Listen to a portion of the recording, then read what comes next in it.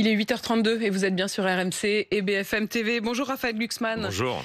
Merci d'être dans ce studio pour répondre à mes questions. Vous êtes député européen, Place Publique et Parti Socialiste. On va revenir évidemment sur les dernières provocations presque à vos yeux de Donald Trump, la manière dont il s'est carrément adressé directement aux entreprises françaises, européennes, en leur disant de venir le rejoindre sur le sol américain et la réponse européenne.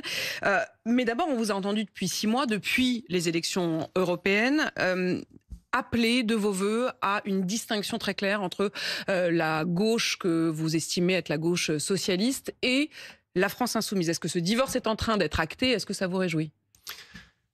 Moi, je veux de la clarté, en fait. Je veux qu'on soit sincère. Je veux qu'on dise la vérité.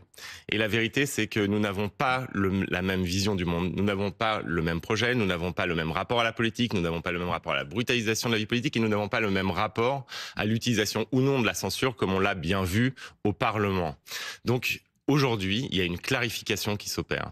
Et si le nouveau Front populaire était un mouvement d'union face à l'extrême droite dans une situation extrêmement précise qui était celle de la dissolution insensée de l'Assemblée nationale par Emmanuel Macron et du temps donné, 3 semaines au parti pour s'organiser et empêcher Jordan Bardella et Marine Le Pen de prendre le pouvoir. Ce n'était pas un mariage sur le fond, on le voit aujourd'hui et il faut qu'on assume. Moi, ce que je dis, c'est n'ayez pas peur.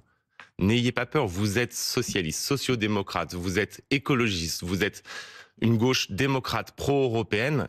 Nous sommes majoritaires à gauche et nous devons défendre notre vision du monde. Il y a encore besoin de leur dire vous n'avez pas peur, non? Parce qu'en fait, c'est pas complètement acté. Vous dites vous appelez à la clarification. Est-ce que pour vous, ça y est, c'est très clair? Il y a certains points qui le sont. Hein. On a même François Hollande qui dit il faudra 2 candidats pour l'élection présidentielle. Nous n'avons plus rien en commun de ce point de vue-là, dit-il. Mais en même temps, sur cette question de la censure, les choses sont pas extrêmement clair. Qu'est-ce qui reste? Qu'est-ce qui les retient? Qu'est-ce qui pourrait leur faire peur? Sur la question de la censure, on a une gauche qui a conscience du moment extrêmement grave qu'on traverse sur le plan historique, géopolitique, social, budgétaire, économique, et qui donc n'utilise pas la censure simplement pour un jeu de posture. C'est la gauche que nous représentons. Et on a vu à quel point on était capable de prendre nos responsabilités. Mais sur cette question de la censure, ça demande un effort aussi de la part du gouvernement. Je veux dire, on a arraché des concessions, il ne faut pas revenir sur ces concessions les unes après les autres. Et donc, c'est pas un accord de non-censure sur les mois qui viennent, c'est un accord de non-censure sur des engagements précis. Si ces engagements sont tenus, il n'y aura pas de censure. Si ces engagements ne sont pas tenus, eh bien, la question de la censure sera à nouveau sur la table. Mais la décision de censurer ou de ne pas censurer au moment du budget, elle ne se fera que sur le fond du budget et pas sur des menaces. Sur le fond du budget, que sur notre position que nous prendrons en conscience. Elle ne se fera pas sur les oukases de Jean-Luc Mélenchon et de ses affiliés. Parce que face à ces insultes, face à ces menaces, nous devons tenir bon. Il n'y a rien là-dedans qui puisse nous impressionner. Même les menaces sur les élections, on va vous mettre des candidats face au vote. Oui, parce qu'il faut quand même revenir sur les mots, notamment qui ont été prononcés hier ou qui ont été écrits par Jean-Luc Mélenchon, qui dit « s'il y avait censure, alors il confirmerait un renversement d'alliance, ne serait plus en mesure de représenter l'opposition de gauche dans leur circonscription. Cela équivaudrait à une rupture définitive avec le nouveau Front populaire et LFI serait en mesure de justifier, de présenter des candidats face aux députés socialistes qui n'auraient pas voté la censure. » Eh bien, nous ne céderons pas à la menace, nous ne sommes pas impressionnés. Il faut arrêter avec ce type de langage. Je veux dire, c'est pas le chef qui s'adresse à ses ouailles. Revenez à la maison, l'école buissonnière est finie, tout ça est pathétique. Nous devons nous prononcer en conscience. Moi, je veux bien que vous disiez que ce soit pathétique et que vous les appeliez à ne pas avoir peur. Mais quand vous entendez, par exemple, Marine Tondelier, qui a pu un temps préférer l'idée de dialoguer, de tenter de dialoguer avec le gouvernement, mais qui aujourd'hui estime qu'effectivement, il faut absolument censurer et qui a l'air elle-même d'être tiraillée, à une personne comme elle, vous lui dites quoi? Je dis, prononce-toi sur le fond. Et si elle décide que la censure est nécessaire, eh ben ça doit être fait en conscience, c'est tout. Moi je pense, par exemple, je vous dis, il y a un argument qui me stupéfait, qui circule, qui est de dire, mais on peut voter la censure pour envoyer un signal, parce que de toute façon le RN ne la votera pas, et donc c'est à blanc. Ça veut dire quoi?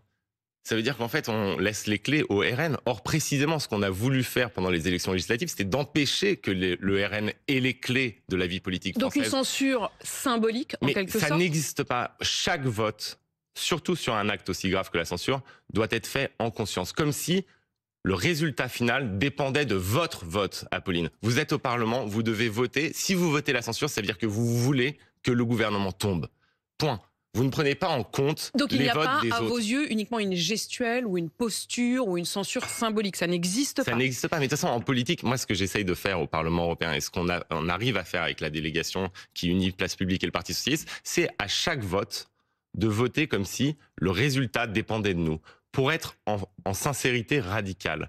Parce qu'en fait, quand on traverse un moment de crise démocratique majeure, toutes les postures, tous les calculs deviennent profondément insupportables. Mais à la fin, est-ce que vous n'avez pas peur aussi de vous faire avoir? C'est-à-dire que si le gouvernement ne joue pas vraiment le jeu, si ce fameux conclave des partenaires sociaux n'accouche sur rien, est-ce qu'à la fin, vous vous direz pas, on s'est fait complètement avoir et on a donné 6 mois de plus à un gouvernement? Dans ce cas-là, on votera la censure. Mais on la votera sur pièces, sur des actes, sur le fait que les accords n'ont pas été respectés, sur le fait que, on a fait un dialogue social fake, sur le fait que tout cela n'était que du vent, mais on en aura la preuve. C'est pas une censure a priori, c'est pas une censure de posture, ce sera une censure qui jugera des actions. Et c'est pour ça que vous faites confiance aujourd'hui. Moi, je ne fais pas confiance. C'est mon principe. Je ne fais pas confiance. Je veux voir. Vous savez, moi, je suis quelqu'un de très basique. Je veux voir. Donc, c'est Saint-Thomas qui veut des preuves. Je veux voir sur les actes. Mais là, de ce que vous voyez, est-ce que vous avez l'impression, franchement, que le dialogue est engagé? Quand je vois que au lendemain de la non-censure, au Sénat, on coupe 1 milliard sur la recherche, oui. Là, ça devrait quand même vous donner quelques doutes. Bien sûr, mais plus que des doutes. Ça nous donne une profonde inquiétude. Et nous, on a envoyé un message extrêmement clair. Mais jusqu'où allez-vous continuer à leur faire confiance? On a eu une lettre du Premier ministre. Enfin, les députés socialistes ont reçu une lettre du Premier ministre. Il y a des engagements qui sont clairs. Il faut que ces engagements soient tenus. Sur d'autres questions que les seules retraites d'ailleurs, sur la question des remboursements des médicaments, sur la question sur des 4000 postes de l'éducation nationale. Est-ce que là-dessus, c'est du sonnant et trébuchant? Pour vous, c'est acquis? C'est acquis, il faut que ça se matérialise. On va voir dans le budget. En tout cas, c'est écrit noir sur blanc par le Premier ministre. C'est écrit noir sur blanc. Et si on revient sur sa parole, effectivement, nous, on sera dans une position, on n'aura pas d'autre choix que de censurer. Mais on prendra cette décision en gravité, en ayant conscience que la France a besoin d'un budget, que la France a besoin d'un gouvernement. Et vous savez, nous, on n'a aucune illusion. On sait très bien que François Bayrou ne va pas mettre en place le projet qui est le nôtre. On sait très bien que c'est pas un gouvernement de gauche. On sait très bien qu'il ne va pas engager la grande transformation écologique. On sait très bien que socialement, ce sera pas très ambitieux. On sait tout ça. Mais c'est en responsabilité parce qu'on a conscience que les Françaises et les Français ont besoin d'un budget, que la France a besoin d'être gouvernée, que nous prendrons cette décision avec gravité et sans subir les pressions tactiques, stratégiques, ou quoi que ce soit, venant de ceux qui ont décidé que le gouvernement devait tomber, qu'il devait y avoir des présidentielles anticipées et que finalement, tout devait correspondre aux obsessions présidentielles. Donc la seule obsession présidentielle de la France insoumise, pour vous, ferait passer à côté d'un certain nombre d'avantages gagnés par les classes sociales? Nous, on a arraché quelque chose de très concret. On a arraché la fin de la suppression des 4000 postes dans l'éducation nationale, ce n'est pas rien. La fin des remboursements de médicaments, ce n'est pas rien. On a arraché le fait que cette réforme des retraites, qui est une immense blessure sociale et démocratique, soit à nouveau discutée et surtout qu'elle soit discutée par les partenaires sociaux. Ce qui a été profondément inacceptable, hormis le fond, dans la réforme des retraites d'Emmanuel Macron, c'était la brutalisation du dialogue social, négation du dialogue social, le mépris des syndicats, les attaques permanentes contre les syndicats. Et là, les syndicats sont à nouveau ceux qui ont les clés avec le patronat, les partenaires sociaux. Et quand les syndicats disent « mais nous, on va saisir la balle au bon », les syndicats, pas tous. La CGT, pour l'instant, réserve encore sa réponse sur sa participation ou non à cette discussion. Non, mais le fait que ce soit rouvert, nous, ensuite, on jugera si ce dialogue est fake ou n'est pas fake, faux ou pas. Mais en attendant, mais censurer a priori, c'est en fait considérer qu'on peut faire de la politique comme du bowling et balancer une boule de bowling dans des quilles gouvernementales et que tout cela n'a aucun impact. C'est pas vrai. La France est dans une situation économique extrêmement grave. Il y a des fermetures d'usines absolument tout le temps. Il y a une situation budgétaire qui est catastrophique, il y a une situation sociale qui est très grave, et on est en plus dans une situation géopolitique où nos démocraties sont attaquées en permanence par des acteurs étrangers, et il faut les défendre. Donc on a besoin de stabilité, mais cette stabilité, si le gouvernement la veut, il ne doit pas revenir sur sa parole, et il doit lâcher des choses. La balle est dans son camp. Exactement, la balle est dans le camp du Premier ministre et des ministres. Il faut qu'ils respectent leurs paroles et il faut surtout qu'ils comprennent que notre non-censure n'est absolument pas acquise. Si ils reviennent sur leur parole, eh bien, il y aura une sanction. À tout moment, ça peut tomber comme un coup près. Raphaël Glucksmann, Donald Trump, hier, s'est adressé aux patrons européens qui sont réunis en ce moment même à Davos, au forum économique de Davos, en leur demandant de venir, en leur disant de venir aux États-Unis, qu'ils seraient extrêmement bien traités et que sur place, ils pourraient produire. Il a même eu cette expression, Donald Trump, il a dit l'Union européenne est très mauvaise pour nous, elle ne va pas pouvoir éviter les droits de douane. Il estime effectivement qu'il faudra donc monter les droits de douane avec l'Union européenne. Est-ce que l'Europe répond suffisamment aujourd'hui ? Non. L'Europe est bien trop silencieuse et bien trop faible. Vous savez, l'immense problème des dirigeants européens, c'est leur capacité ou non, et en l'occurrence leur incapacité à assumer le rapport de force. Ce qu'il faut comprendre là, c'est qu'on a une administration américaine qui est profondément idéologique et qui veut continuer sa guerre civile culturelle qu'elle a engagée aux États-Unis sur notre territoire. Guerre civile culturelle et idéologique. C'est-à-dire que lisons Elon Musk. Comprenons ce qu'il raconte. Ce qu'il dit, c'est tant que nous n'avons pas fait triompher nos alliés en Europe, notre pouvoir aux États-Unis ne sera pas total. Et donc, ce qu'ils font aujourd'hui, c'est qu'ils utilisent l'arme commerciale, pas simplement pour entamer un rapport de force d'extériorité, ce qui était le cas dans le premier mandat de Donald Trump, c'est-à-dire je mets un droit de douane sur vos produits et vous, en échange, vous allez mettre un droit de douane sur nos produits et à la fin, on fait un deal. C'est pas seulement ça. Quand on écoute le vice-président américain, M. Vance, qu'est-ce qu'il dit ? Il dit on va mettre des tarifs sur vos produits pour que vous changiez vos législations, par exemple, sur le numérique. Vous savez, ce qu'il demande, c'est qu'en fait, nous n'appliquions pas nos propres lois. Par exemple, le DSA, le Digital Services Act, qu'on a voté à une écrasante majorité au Parlement, qui a été adopté par l'unanimité des États européens et qui permet d'encadrer les grandes plateformes américaines ou chinoises, de mettre des règles dans le débat public. Sauf que quand même, dans le même moment, si vous demandez aux entreprises elles-mêmes, je recevais ce matin sur RMC le patron de Sanofi France. Le patron de Sanofi France, il est aujourd'hui à la tête du plus gros labo pharmaceutique en France. Depuis le Covid, on n'arrête pas de dire qu'il faut de la souveraineté, qu'il faut qu'il développe en France, etc. Bon. Je l'interrogeais sur cette proposition, cette main tendue en quelque sorte de Donald Trump aux entrepreneurs en leur disant venez chez nous. Il répondait non, mais nous on reste français, on va rester là. Mais quand vous entendez quand même que là-bas ils ont décidé de mettre 500 milliards dans l'intelligence artificielle, alors que dans le même temps l'Union européenne est plutôt dans le fait de contrôler, on est dans une toute autre logique. Et il dit pour nous entreprises c'est un vrai problème. Ça veut dire que l'Europe ne croit pas aux entreprises. C'est pour ça que nous plaidons pour qu'on ait une véritable politique industrielle à l'échelle européenne. À un moment ils finiront par céder. Je veux dire, Sanofi, il dit aujourd'hui, non, je reste français, mais ils finiront par céder. On doit faire deux choses. On doit appliquer nos lois. Ne pas trembler, ne pas fléchir, appliquer nos lois. Et s'il y a des tarifs douaniers qui sont imposés à nos productions, il faudra qu'on ait le courage d'imposer des tarifs douaniers aux productions américaines, qu'on accepte le rapport de force commercial. D'un autre côté, ce qu'il faut absolument qu'on fasse, c'est qu'on développe une politique industrielle européenne. Moi, je me bats pour ça au Parlement européen, avec notre délégation, avec notre groupe, depuis des mois.